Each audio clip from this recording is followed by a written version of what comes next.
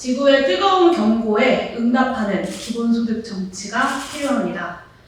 안녕하십니까. 기본소득당 상임대표 용혜인입니다. 인류는 지금 가장 뜨거운 지구에서 살아가고 있습니다. 한겨울의 남극에서 비가 내립니다.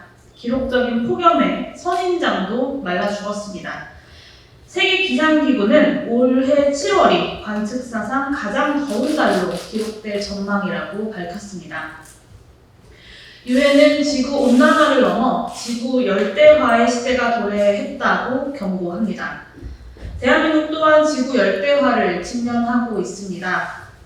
50여 명의 국민의 목숨을 앗아간 극한호우, 주말 새 15명의 국민의 목숨을 앗아간 극한 폭염 모두 기후재앙의 순간이었습니다.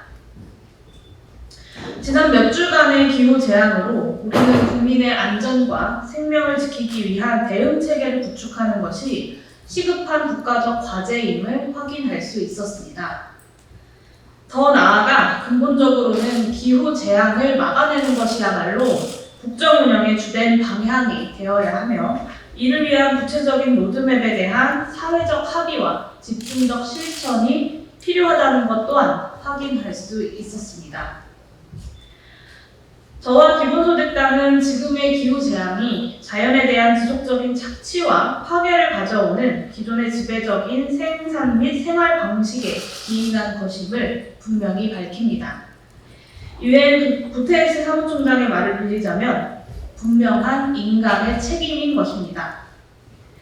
기후재앙으로 인해 인류의 존재 기반이 파괴되고 있으며 현재와 미래 세대의 많은 사람들의 삶의 질이 급격히 저하되고 있는 지금이야말로 인류의 생존을 위한 생산과 삶의 방식에 대한 근본적인 사회적 전환이 필요한 때입니다. 전 세계 온실가스의 80%는 대한민국이 포함된 주요 20개국이 배출하지만 기후재앙 피해의 약 75%는 가난한 나라에서 발생합니다. 국제노동기구 ILO는 극심한 더위가 이주노동자 및 개발도상국 노동자의 건강권을 심각하게 침해하고 있다고 지적했습니다. 대한민국에서 발생한 이번 폭염의 희생자 대부분이 폭염으로 절절 끓어도 작업을 중단할 수 없었던 취약한 환경의 노동자들과 농민들이었다는 것을 기억해야 합니다. 즉, 우리는 기후재앙의 피해가 불평등하다는 것 또한 기억해야 합니다. 그러나 대한민국의 윤석열 정부는 기후위기라는 범인류적인 사안에 어떠한 대책도 내놓지 않고 있습니다. 오히려 재생에너지 목표를 줄이고 재생에너지 산업을 위축시키고 있습니다. 핵발전만을 기후위기 대응의 요술봉처럼 휘두르며 국민의 삶과 지구의 생태적 위기를 가속화하고 있습니다. 위기에 무감한 이 낡고 퇴행적인 정치에 맞서 사회적, 생태적 전환을 위한 정치가 시급합니다.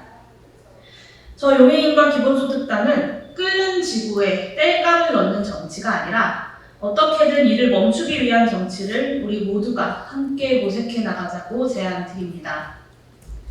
이를 위한 핵심적인 열쇠는 기후위기와 사회경제적 위기 모두를 해소하는 것을 목표로 한 기본소득의 도입입니다. 가장 먼저 탄소 배출에 세금을 부과해서 비생태적인 생산과 소비를 빠르게 축소시켜 나갑시다. 이미 2019년 노벨경제학상 수상자 27명을 비롯해 3,500여 명의 미국 경제학자들 또한 탄소세가 탄소 배출을 줄이는 데에 가장 효과적인 방법이라고 선언한 바가 있습니다.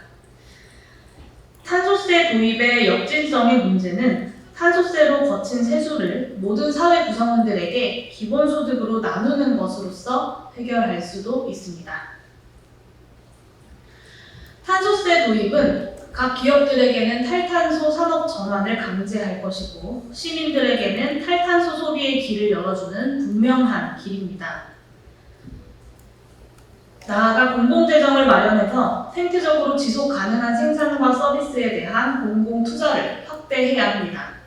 하루빨리 탈탄소 에너지 전환을 목표로 한 구체적인 로드맵을 모색해야 합니다.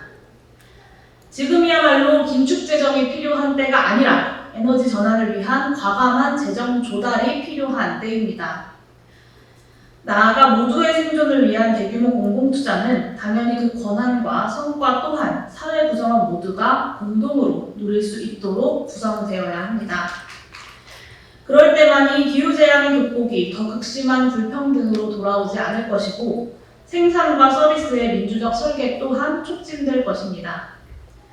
즉 사회적 부와 권한이 지배적이고 독점적인 소수에게만 몰려있는 기존의 시스템의 개혁과 생태적 전환을 함께 추진합시다. 마지막으로 생태적으로 재앙적일지라도 경제를 성장시켜서 일자리를 창출해야 한다는 정치적 압박을 약화시키기 위해서는 모든 시민들에게 충분한 기본소득이 지급되어야 합니다. 특히나 디지털 전환으로 일자리 전반이 더욱더 불안정해지고 심지어 축소될 것으로 예상되는 극단적 양극화의 시대이기 때문에 충분한 기본소득의 도입이 더욱더 절실합니다. 생태적으로 지속가능한 사회와 삶의 기반은 성장 이데올로기로부터 벗어날 수 있는 실질적인 기반을 모든 사회 구성원들에게 보장해야만 가능하기 때문입니다. 디지털 전환과 기후 재앙이 중첩되어 위기로 도래하는 시대, 충분한 기본소득 도입 논의를 본격화합시다. 이를 통해 노동시간의 획기적인 단축, 이를 통한 다양한 자율적 활동, 돌봄 활동, 문화적, 예술적, 정치적 활동이 보장되는 그런 사회로 나아갑시다. 저 용해인과 기본소득당은 이미 기후위기, 사회 경제적 위기, 민주주의 위기에 대응하기 위해 전국민 기본소득, 탄소세 기본소득, 토지세 기본소득, 그리고 정치 기본소득 등 다양한 목적과 형태의 기본소득을 당의 주요 정책으로 채택하고 관련 입법 활동을 펼쳐왔습니다. 오늘은 기본소득당의 상임 대표이자 올해 8월에 대한민국 수도 서울에서 열릴 제22차 기본소득 지구 네트워크 대회의 공동조직위원장으로서 앞서 말씀드린 내용을 요지로 하는 기후 정의와 기본소득 선언을 함께 만들어 나갈 것을 국민들께 제안드리고자 이 자리에 선 것입니다.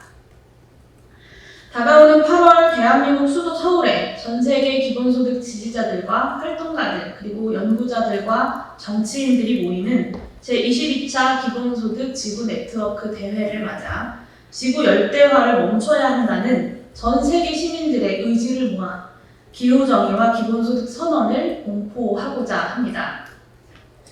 많은 국민들께서 사회적 생태적 전환을 목표로 한 기본소득 도입 운동을 펼쳐나가자는 이번 선언에 공동선언자로 동참해 주실 것을 호소드립니다. 또한 그 힘을 모아서 9월부터 시작될 21대 국회의 마지막 정기국회에서는 지구 열대화에 땔감을 넣고 있는 윤석열 정부의 국정운영 기조를 막아내고 전환의 정치를 시작하자고 제안드립니다. 기후재앙을 극복하기 위한 사회적, 생태적 전환의 정치에 국민 여러분들의 많은 관심과 참여를 부탁드립니다. 마지막으로 덧붙여서 기본소득당은 선언운동 제안문과 해제를 포함한 기본소득과 기후정의 선언을 소책자 형태로 온라인 배포할 예정입니다. 제 홈페이지와 기본소득당 홈페이지 등을 참조해 주시기를 바랍니다. 이상으로 기자회견 모두 마치도록 하겠습니다. 감사합니다.